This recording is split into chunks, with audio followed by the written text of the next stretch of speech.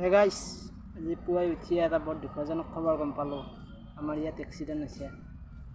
আহকচোন আমিও একেলগে এক্সিডেণ্ট হোৱা ঠাইডোখৰলৈ যাওঁ। ঠাইডোখৰ চিনি পাইছেনে? আমাৰ ইয়াৰ মঙলদৈ ৰোড দুমনিচকী হয় আৰু আমাৰ জেগাখিনি। ইয়াতে ট্ৰাকে খুন্দি খাইছে ৰাতিপুৱা মোটামুটি 5মান বজাত হৈছে চাগে। মই 9মান বজাতহে গৈ পেলাই চালোঁ আৰু ভিডিঅ'। বৰ বেয়াকৈ খুন্দি খাইছে গাইছ।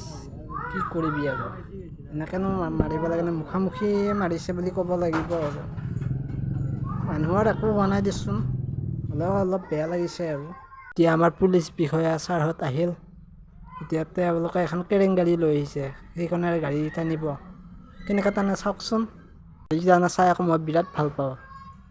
যদিও যি নহওক মই যাওঁৱেই আৰু মানে গাড়ী পৰিলেও হওক কিবা হ'লেও হওক। ঘৰত শুই থাকোঁতে আমাৰ ভতিজা এটা আহি পেলাই মোক জগাই দিছে, সাপোলিছে বুলি কৈছে। মই লৰালৰিকৈ উঠি মই বোলো কি সাপোলিছে চাওঁ ৰ, আৰু আপোনালোককো দেখাওঁ, সেইবাবে মই আকৌ ভিডিঅ'টো বনালোঁ আৰু।